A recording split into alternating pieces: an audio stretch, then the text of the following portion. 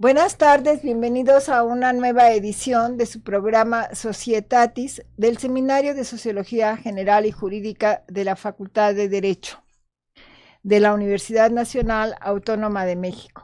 Nuestro reconocimiento a la doctora Sonia Venegas Álvarez por permitirnos este espacio para estar con ustedes cada semana y tocar temas de interés sociológico y jurídico. El día de hoy estamos muy contentos por varias razones. La primera de ellas es que iniciamos nuestra 17ª temporada en JUS Canal Multimedia, el canal de la facultad. Tenemos el privilegio que nos acompañe el maestro Juvenal Lobato Díaz, a quien agradezco infinitamente que en su muy apretada agenda nos haya acompañado el día de hoy, por eso estamos muy contentos.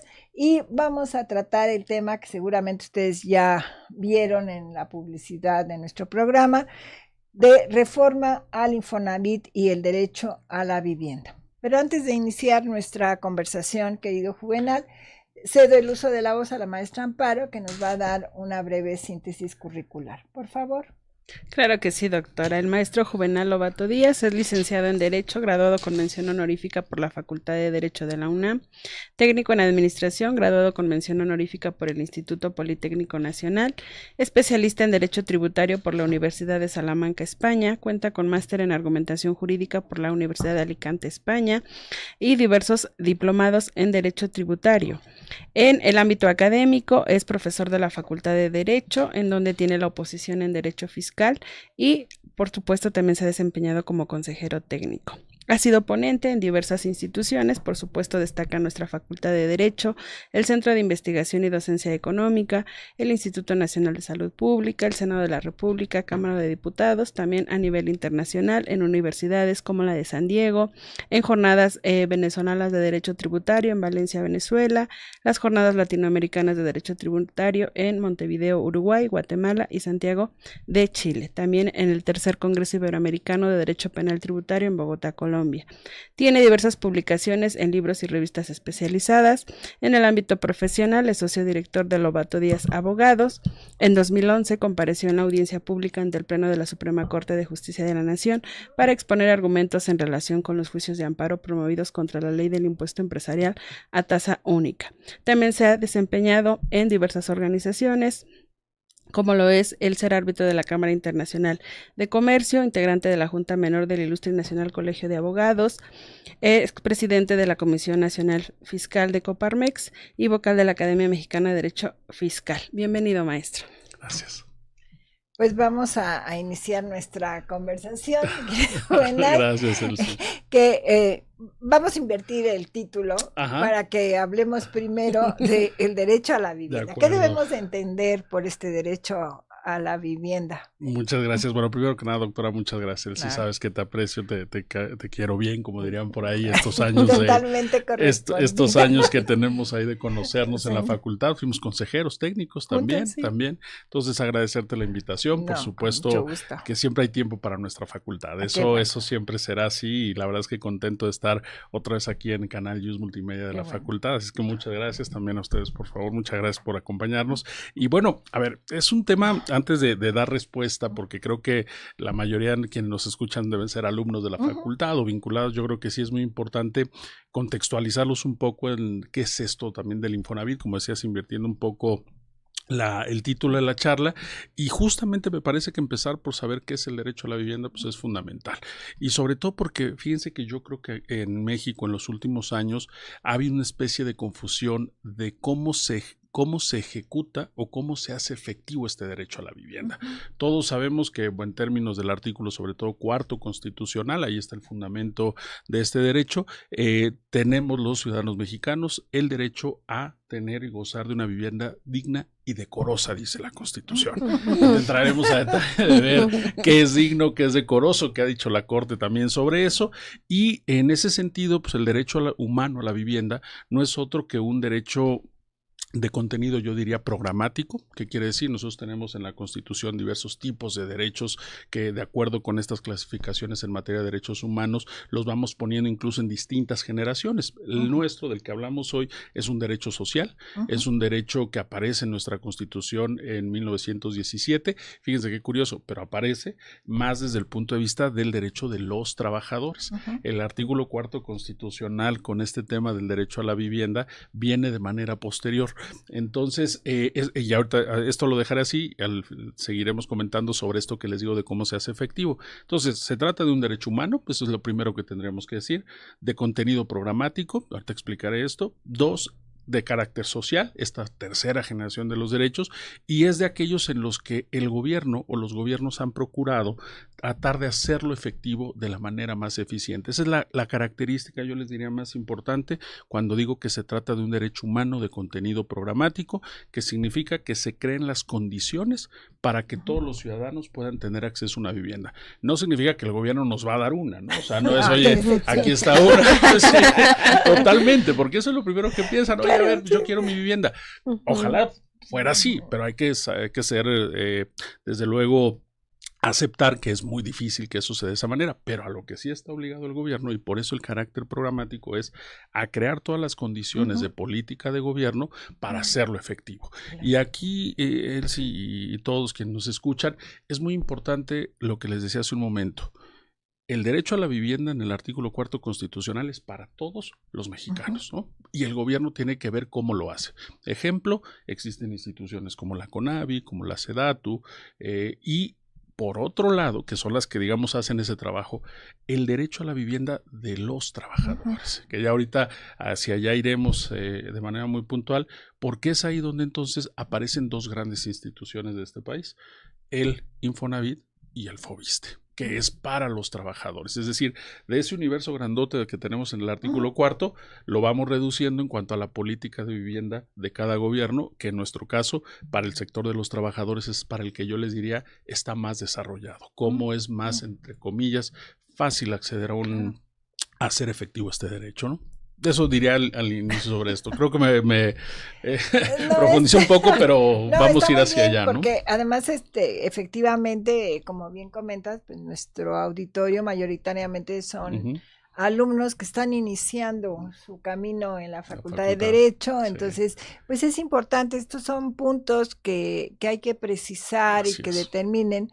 Yo les decía, y lo digo en el salón con frecuencia, que cuando entran aquí ya piensan sus familiares y amigos que ya saben Derecho, ¿no? Y la primera semana les preguntan, ¿y tú qué estudias Derecho? Y quieren una asesoría, ¿no? A ver, queridos, tengo una semana en la facultad, ni siquiera sé dónde está todo, y me puedo ubicar, pero bueno, eso pasa, ya no sabemos si tristemente o no. Nos volvemos los abogados de nuestras familias para todo, porque además ellos no pueden ver que hay distintas áreas, ¿no? No, pues hablamos de Derecho, ¿no? Entonces, y luego ya como que hay distintas cosas y especialidades, ¿no? Entonces creo que sí es importante que este derecho a la vivienda, pues pensaríamos que donde más se ha desarrollado es como un apoyo a los trabajadores. Totalmente. ¿No? Aunque todos tenemos la pretensión y claro, pues hay muchas cosas subjetivas, ¿no? Que voy a entender por vivienda digna, porque pues no es lo mismo que yo tenga, con todo el respeto que me merecen todos, un departamento del FOBISTE o del Infonavit, a que yo viva en Santa Fe, ¿no? Por ejemplo. O sea, entonces sí que creo que esos elementos subjetivos, como bien dices,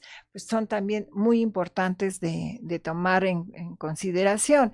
Entonces, aunque hablamos en general y el artículo 4º lo establece en general, pues la realidad es que donde vemos que se ha desarrollado más o se ha tratado de apoyar más, son las personas que están trabajando, ¿no? Y fíjate, Elsie, que ahí pasa algo bien interesante. Este derecho humano que se enfocó más a los trabajadores en la Constitución del 17 tardó prácticamente 40 años en que se empezara a regular, pero, bueno, más que regular, en que se desarrollara. Es decir, de la Constitución del 17, que establece este derecho social en el artículo 123, porque es donde están estas normas de trabajo y es donde encontramos particularmente este desarrollo, no es hasta 1972, cuando se crea el Infonavit, que empieza a tratar de hacerse efectivo ese derecho. O sea, estamos hablando largo de varias décadas donde no encontraron los gobiernos la forma de hacerlo, ¿no? Había intentos por ahí de que a los trabajadores les pusieran una casa cerca donde trabajaban, pero imagínense ustedes, esto era prácticamente imposible. Piensen en cualquier empresa grande y pues tampoco le va a dar abasto para darle casa a cada uno de sus trabajadores.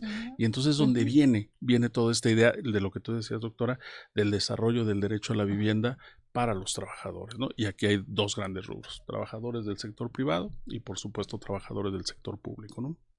Aquí antes de centrarnos en el Infonavit, ¿hay diferencias importantes entre este tipo de vivienda que regula o que otorga para los trabajadores al servicio del Estado? Sí. En relación al Infonavit, ¿tenemos diferencias importantes que nos pudieras destacar? Sí, yo pensaría que sí. La primera es que el patrón de uno o el que hace el efectivo es el Estado, y que en este caso son los trabajadores al servicio del Estado, ¿no? Exacto, ahí estamos. Y en el caso del Infonavit, no, en el caso del Infonavit son todas las empresas privadas. Esto de verdad, para quien nos escucha, los jóvenes estudiantes, es bien importante.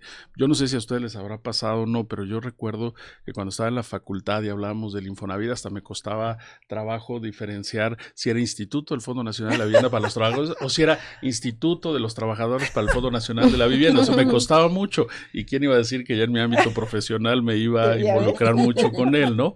Pero entonces, si hay diferencia, la primera y gran diferencia es que en uno es el Estado como patrón de todos los servidores públicos. Permítanme esa licencia a los laboralistas, sé que estoy diciendo algo, no puede ser un patrón de un servidor, pero bueno, déjenme para ser gráfico con quienes nos escuchan. Claro. Y por otro lado, en el caso del Infonavit, pues son todas las empresas, todos los millones de empresas y personas físicas, porque también las personas físicas son empleadores, son patrones, ya no se usa tanto el tema de patrón, sino empleador o persona empleadora.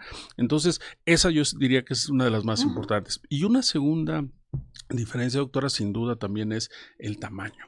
O sea, sí sabemos que por supuesto los trabajadores al servicio del Estado son un buen número, pero en comparación para lo que significan los trabajadores del sector privado, pues también estamos hablando de algo muy distinto. Y eso repercute en el tamaño de las instituciones.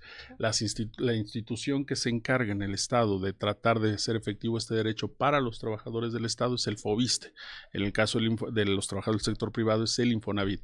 Y una de las diferencias que ahorita, una tercera diría yo, que ahorita iremos quizás hacia ella, es también el carácter tripartito. Hay que decirlo y hay que desde ahorita anunciarlo aquí en el programa. Este tripartismo intentó desaparecerse en la reforma del año pasado que tuvo el Infonavit. Por ahí se logró que no desapareciera, por lo menos desde el punto de vista formal. Yo tengo mis dudas sobre si materialmente sigue existiendo estos contrapesos, pero el tripartismo como forma de organización social de las instituciones, yo les diría que solo tiene el Infonavit, ni el IMSS, y ahorita comentaremos quizá un poco sobre eso. Pero yo diría a grandes rasgos que esas son tres diferencias entre las instituciones que se encargan de hacer efectivo el derecho a la vivienda de los trabajadores. Y fíjense que estamos dejando de lado a todos los que no son trabajadores formales, porque ojo, cuando digo trabajadores son los que tienen una relación subordinada, ya sea con el Estado o con los privados. Pero imagínense todos los prestadores de servicios independientes. Ese cúmulo aquí no están, ¿eh? Ellos buscan en la iniciativa, en los bancos, en las instituciones financieras, cómo hacerlo. Ahorita hablaremos seguramente también de esos estímulos que hay, como es el tema de si yo siendo privado no tengo FOBISSSTE, no tengo Infonavit, pues voy y pido al banco un crédito. Ahí lo que el Estado hace es que lo que me dice es, yo te voy a dar la posibilidad que deduzcas para efectos tributarios los intereses reales que pagas por tu crédito. Es una forma de tratar de hacer efectivo este derecho a la vivienda, ¿no? Desde esa perspectiva que usted nos ha explicado, maestro, y bueno, con todo el estudio que ha realizado, ¿usted considera que realmente el Infonavit ha garantizado este derecho de acceso a la vivienda? Es decir, su papel realmente ha sido eficaz en cuanto a que los trabajadores, como usted bien lo ha explicado, pues tengan este acceso a obtener una vivienda.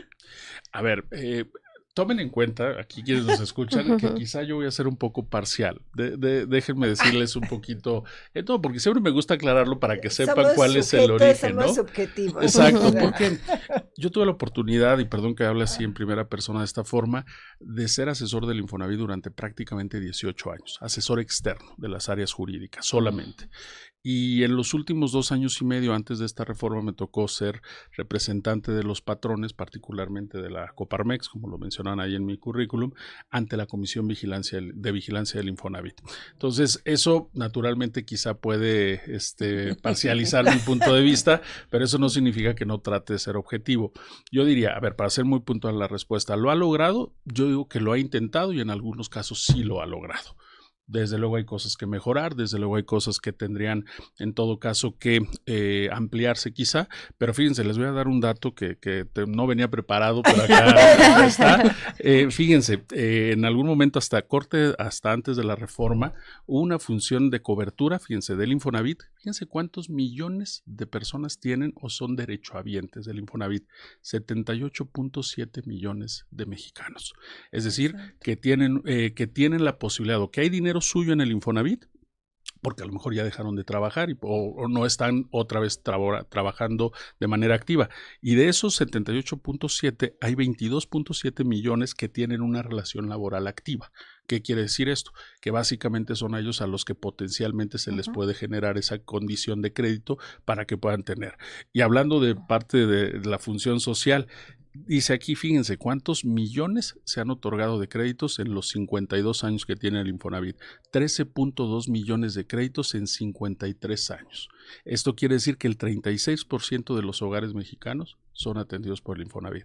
Entonces, insisto, quizá hay que tomar con cautela, pero si tuviéramos que decir si ha cumplido o no, yo diría que sí, a lo mejor no en las mejores condiciones, porque hablamos del grave problema que ha habido y ustedes seguramente lo habrán escuchado. ¿Dónde se construyó durante mucho tiempo? No podemos estar desde luego cegados a eso, zonas lejanas, zonas aisladas, no con servicios, bueno, pero eso no significa que en otros casos sí haya funcionado. Sin duda hubo errores de las administraciones respectivas, no lo dudo, pero bueno, la idea es justamente ver cómo se tendría que mejorar, ¿no? Y ahí es donde ahora yo tengo mis dudas de si esta reforma de la que seguramente hablaremos va a lograrlo o no. Pero bueno, ahí así lo respondería. Sí, pero creo que también se podría todavía seguir mejorando, ¿no?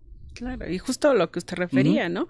La gran cantidad de trabajadores o personas a las cuales tiene que dar el beneficio, ¿no? Entonces sí, en este sentido pues es un reto mayúsculo, ¿no? Que fíjense, perdón aquí, un dato bien importante también para nuestros estudiantes. El Infonavit tiene una cobertura o intenta tener una cobertura sobre todo de lo que la banca privada no tiene. ¿Por qué? La mayoría de los acreditados del Infonavit, es decir, de las personas, trabajadores que ya tienen un crédito con el instituto, son trabajadores que ganan de 1 a 8 salarios mínimos. Es decir, es una cobertura que, si ustedes lo ven, no van a los bancos a pedir un crédito, porque no pueden, porque no se los van a dar, etcétera. Entonces, esa parte suena muy quizás hasta romántica, pero es bien importante porque esa es la única posibilidad que tienen. Ya en cómo se ejecuta, insisto, de si es el tamaño del departamento, dónde está, por supuesto que eso sin duda, no tengo la menor duda que puede mejorar, pero eso sí es bien importante decirlo, la cobertura que tiene el Infonavit es esa. Fíjense, les voy a dar dos datos bien interesantes que yo me asombraba cuando conocí al Infonavit desde dentro ya. Uno es la institución financiera, todavía hasta hace, por lo menos antes del sexenio pasado, a nivel mundial, la 4ª institución financiera en otorgamiento de créditos. En general, o sea, aquí sí estamos mezclando todo, los bancos, todo. O sea, incluso cuando la gente le platica a uno cómo funciona el Infonavit, se sorprende, ¿no? De lo que idearon en el 72, las 3 partes que en ese momento convergieron. Y la otra característica, ¿cómo funciona? A mí me gusta siempre decir esto, y quizá quienes nos escuchen lo van a entender muy bien. Lo que un director del Infonavit, alguna vez que fuimos a ver a un juez para platicarle de un asunto, le empezó explicándole y le dijo: señor juez, te voy a explicar cómo funciona el Infonavit. Dice: tú recordarás esto que se hace muy común en algunas zonas del país, en algunos sectores, que son las tandas. Es el Infonavit, funciona como una tanda. Yo dije: a ver, director, explícame cómo funciona. Me dijo: sí, una tanda cómo funciona. Cada persona que accede o que decide participar en una tanda, ¿qué es lo que hace? Aportar cada semana una determinada cantidad.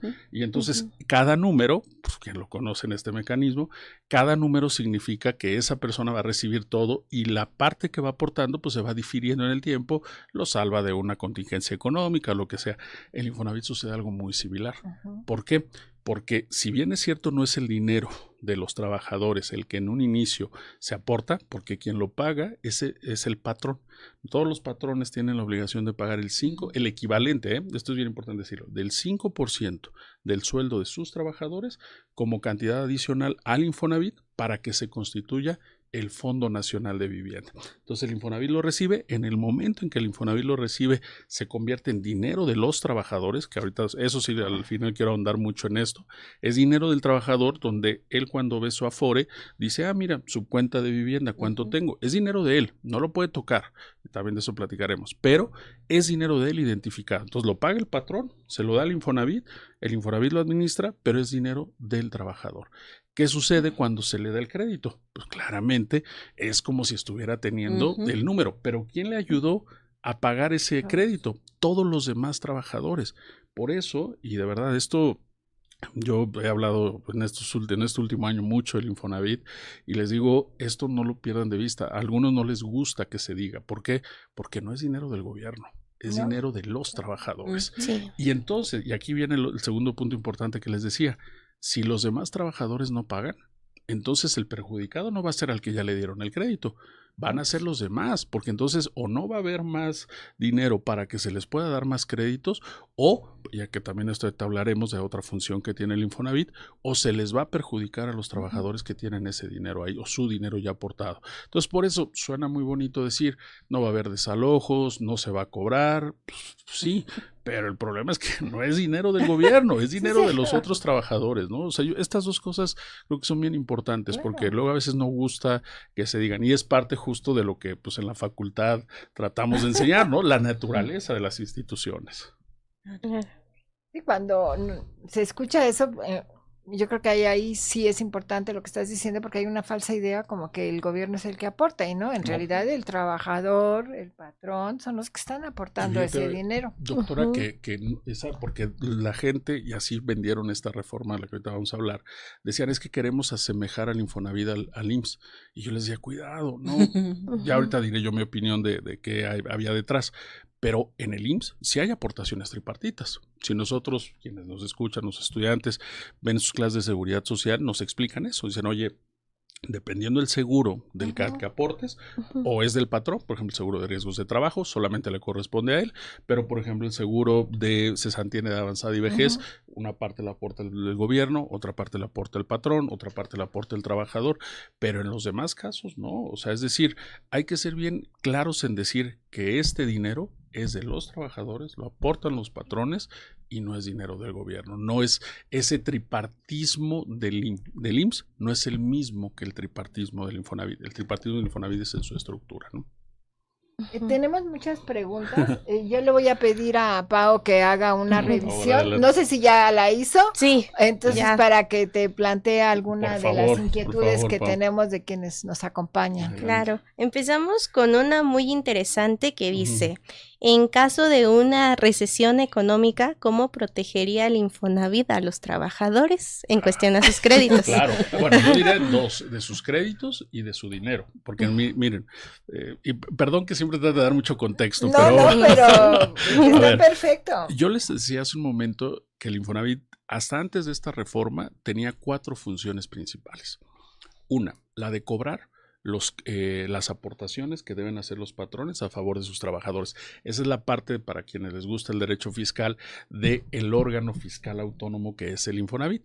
El patrón no me paga, entonces yo voy y te cobro de manera coactiva, voy y te embargo, voy y lo hago aún en contra de tu voluntad, que es la gran diferencia de las obligaciones civiles, donde tengo que ir primero a un tribunal. Acá no, yo ejerzo esta facultad económico coactiva. Y fíjense, también eso a veces no le gustan a los gobiernos decirlo, pero el grado de cumplimiento, por lo menos el último dato que me dijo el director de recaudación del Infonavit, o su director, es del prácticamente 99% de los patrones. No quiero decir que esto lo hagan voluntariamente, a nadie nos gusta pagar ni impuestos ni nada, pero lo tienen que hacer, y ese grado de cumplimiento entonces le ayuda a la tarea del Infonavit porque no tiene que salir a cobrarles, como el SAT o como todos los demás. 2, Una vez que ese dinero, como ya les dije, lo paga el patrón, pero es de sus trabajadores, lo administra el Infonavit. Y el Infonavit tiene una obligación, que ahorita voy a regresar para responder la pregunta, que es pagarle un rendimiento mínimo a los trabajadores. O sea, ya lo tienes administrándolo, perfecto. La ley te obliga a que le des un rendimiento mínimo, que la propia ley del Infonavit dice que debe ser por lo menos la inflación. ¿Para qué? Para que no pierda valor su dinero. Claro. 2. Ahí ahorita veremos que no ha sido precisamente lo mejor que han hecho los últimos 6 años, pero bueno, ya es otra cosa. 3. Una vez que yo tengo el dinero, que lo administro, que les garantizo un rendimiento mínimo a los trabajadores por ley, viene dar crédito. La cobertura crediticia es para lo que está creado el instituto. Oye, da créditos para que puedan más trabajadores tener. Esto es bien importante porque si la cobertura crediticia se reduce, entonces no se está haciendo efectivo el derecho a la vivienda. Y 4, oye, ya tuviste el dinero de los patrones, que es de los trabajadores. Ya lo administraste, ya les diste un rendimiento por ley. Ya les diste crédito a otro tanto de trabajadores que quieren crédito. Ahora cóbralos. Esa es la otra función del Infonavit, cobrar, que también no es que asuste a todos, pero en los últimos 6 años, de una cartera vencida de alrededor del 6%, 7%, se elevó a casi el 30%. Insisto, políticamente vende mucho decir no saco, no desalojo, no cobro ni nada, pero las consecuencias las podemos ver después. Entonces son 4 funciones, ahorita voy a las de después de la reforma, que van a permitir responder la pregunta. ¿Cómo garantiza el Infonavit en caso de recesión económica? ¿Cómo garantiza? A través básicamente de 2 funciones. 1, los que ya tienen crédito, en sus contratos se establecen condiciones que, ojo, no tienen todos los créditos de carácter privado con los bancos. Por ejemplo, los famosos seguros de desempleo. Otra que a mí me parece fundamental. Si un trabajador se incapacita de manera permanente, total, derivado de su labor, y tiene un crédito del Infonavit, el Infonavit lo tiene que condonar, lo establece la ley. Son condiciones que yo le llamo, hacen que se constituya el crédito social de vivienda, ¿no? Que no las tenemos necesariamente en la iniciativa privada, no. O las pagamos el seguro, por si hay algún siniestro, etcétera. Sí. Exacto. Y la otra, entonces, ¿cómo se garantiza en términos de las condiciones del contrato de crédito que celebra el Infonavit con los trabajadores? Que además es curioso, es un contrato privado, El Infonavit, cuando le quiere cobrar a un trabajador, no ejerce como lo hace con los patrones para cobrarles su facultad coactiva. Tiene que ir a demandar en un tribunal civil, en un tribunal del fuero común. Eso es bien importante decirlo, claro. ¿No? Y la segunda, ¿cómo garantiza también? A través de este rendimiento mínimo. Y obviamente la más importante, una correcta administración, ¿no? Eso, el Infonavit es un ente administrador, como su nombre lo dice. Muy bien. Otra pregunta que nos hacen es, si en alguna reforma se adhiriera el Infonavit al sistema del IMSS, ¿qué consecuencias traería esto?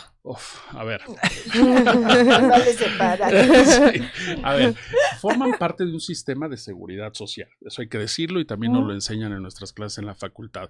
Uno es el derecho a la seguridad social o a la salud pública, digamos, más propiamente a través del IMSS, y este es el derecho a la vivienda. Juntos forman un sistema de seguridad social.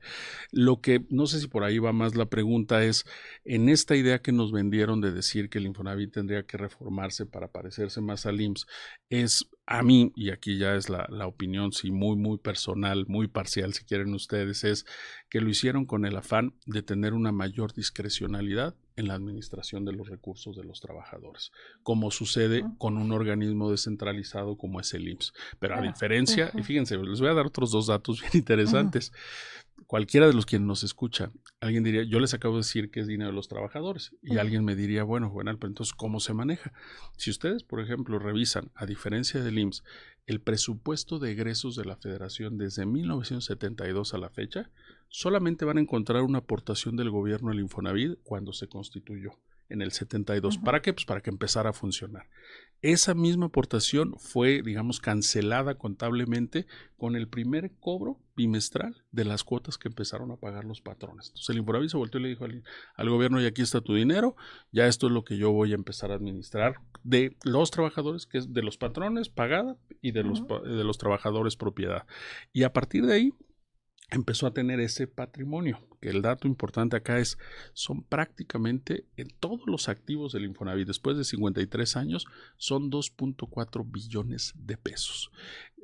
A quienes escuchen números por ahí, un punto del PIB equivale a como 300,000 millones de pesos. Estamos hablando de casi 8 puntos del PIB que representa el Infonavit en el dinero que administra. Y ojo, otra vez, todo de los trabajadores. Entonces, ¿qué sucedió? Esta administración lo que hace es, oye, voy a cumplir con estas funciones, ahora le agregaron 2, la de la renta de vivienda y la construcción, que ahorita igual ahondamos en eso, pero para regresar a la pregunta, ¿qué sucedería si se asemeja al IMSS? Me parece que habría una mayor discreción por parte, como ya está sucediendo, de la administración del instituto. Eso es lo que sucedería. Yo no lo aconsejo. Yo recuerdo que yo dije, a ver, si hay cosas que mejorar del Infonavit, pero la solución no es hacerlo, que sus funciones sean verticales, sino deben seguir siendo horizontales con el tripartismo. Lamentablemente, hoy creo que a unos meses de distancia no podemos decir que haya sido lo mejor, ¿no? Pero bueno, no sé si por ahí va la pregunta, ya que nos digan, pero sí es distinto. Son dos cosas que si bien tienen un mismo género, que es seguridad social, se cuecen, como dirían por ahí, de manera separada, ¿no? Una cosa la salud pública, el IMSS, otra cosa el derecho a la vivienda, el Infonavit. Claro. Y por último, otra muy interesante. Esta nueva propuesta de las mensualidades de los créditos congelados, ¿qué beneficios traería a la economía del país? Bueno, a ver, no es que sean créditos congelados. Y esto, fíjense, también me gusta decirlo mucho porque a veces se venden las cosas de una manera distinta.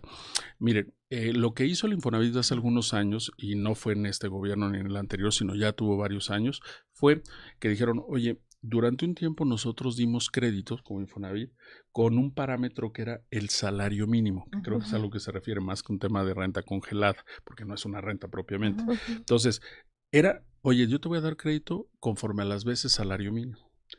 Esto cambió y hoy ya no es así. Hoy prácticamente se hacen los créditos literalmente en pesos, no en veces salario mínimo. Se van actualizando de otra manera.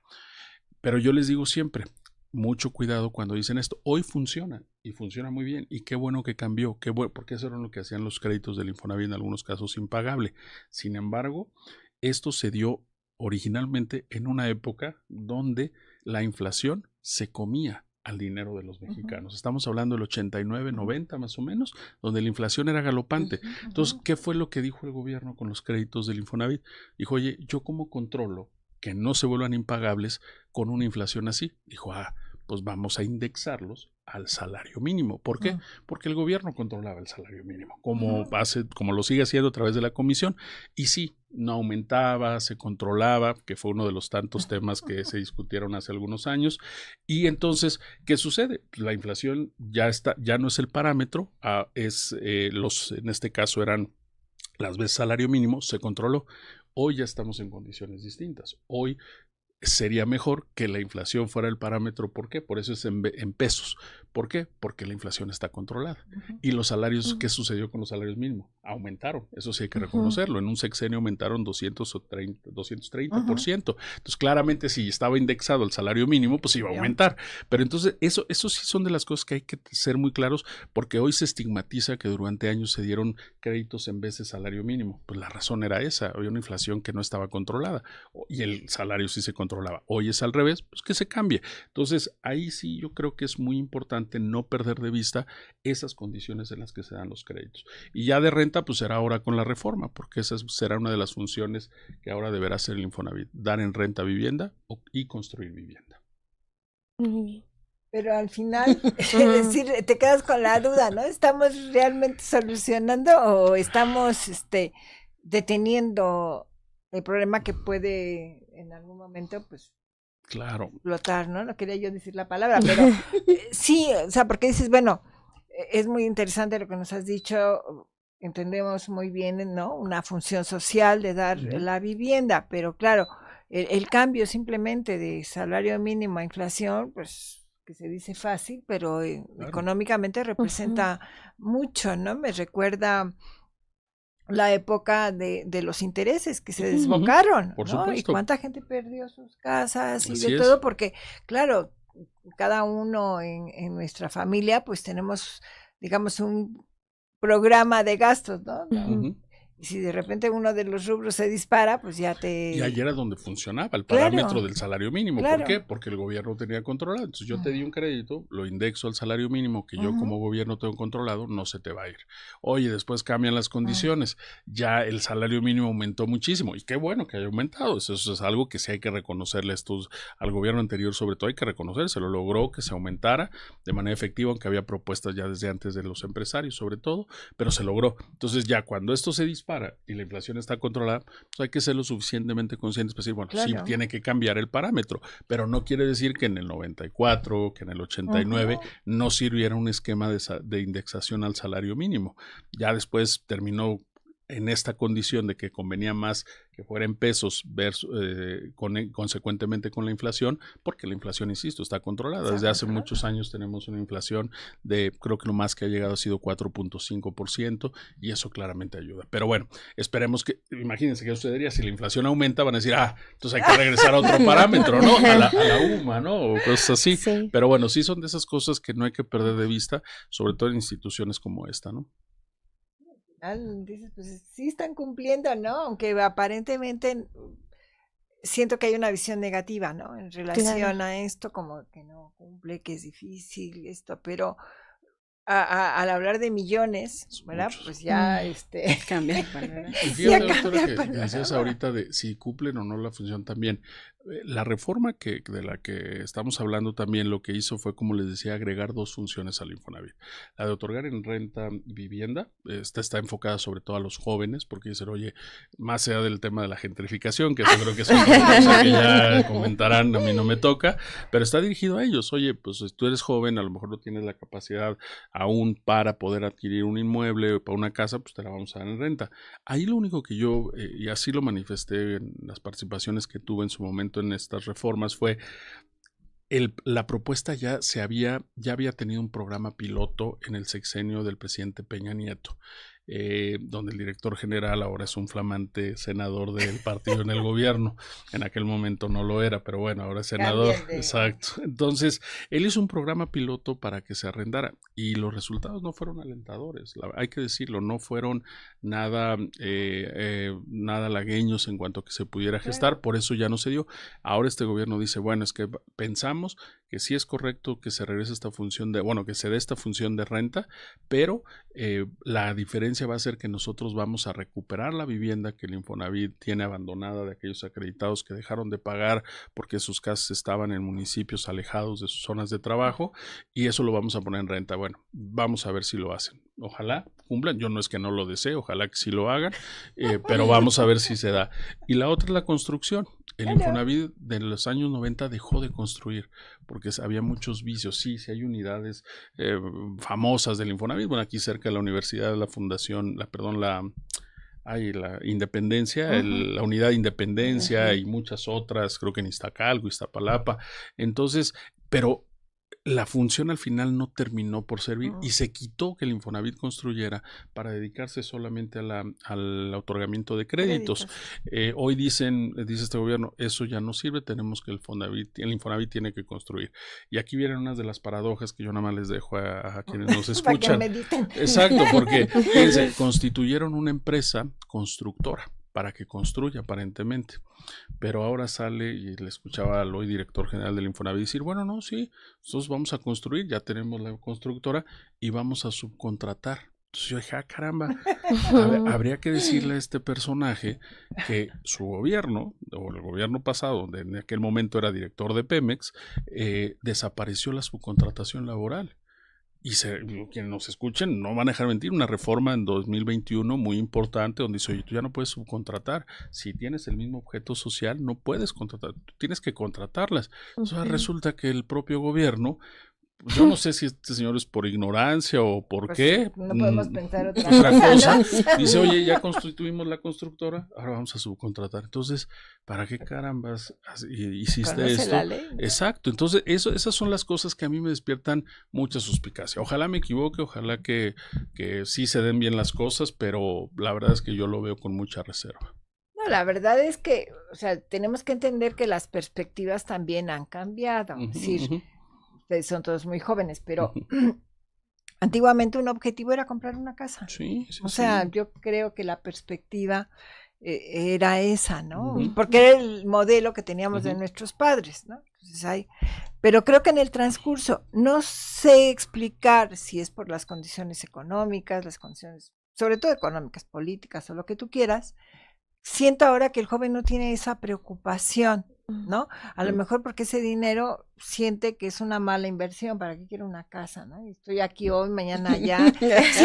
Diga Pau, a ver qué piensas, ¿no? Lo digo en ese sentido, claro, ¿no? claro. Es decir, siento que ya no es una meta, como tampoco es casarse, ¿no? Tal vez, sí. Guardando las proporciones, pero yo creo que hace 50 años pues la perspectiva era: voy a estudiar en la Facultad de Derecho, me caso, tengo mis hijos.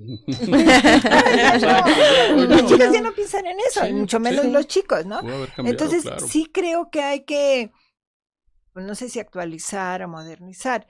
Tampoco creo que las condiciones económicas ahorita de chicos que estén iniciando su vida profesional les permita eso, ¿no? O sea, a nivel internacional vemos que los hijos cada vez tardan más en independizarse, y fundamentalmente por la cuestión económica. Claro, y yo creo que algo que también decía el maestro, o sea, no solo es construir por construir, sino que lleva toda una planeación, ¿no? Claro.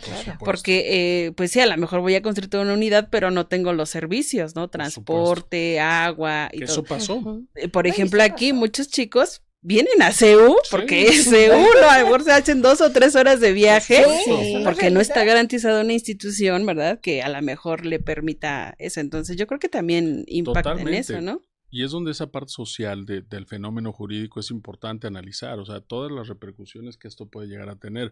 Ahorita decías eso, yo por ejemplo cuando estudiaba, yo hacía 2 horas y media para llegar aquí a Ciudad Universitaria. Yo vivía en Ecatepec. En CEU, querida. Eso lo justifica todo.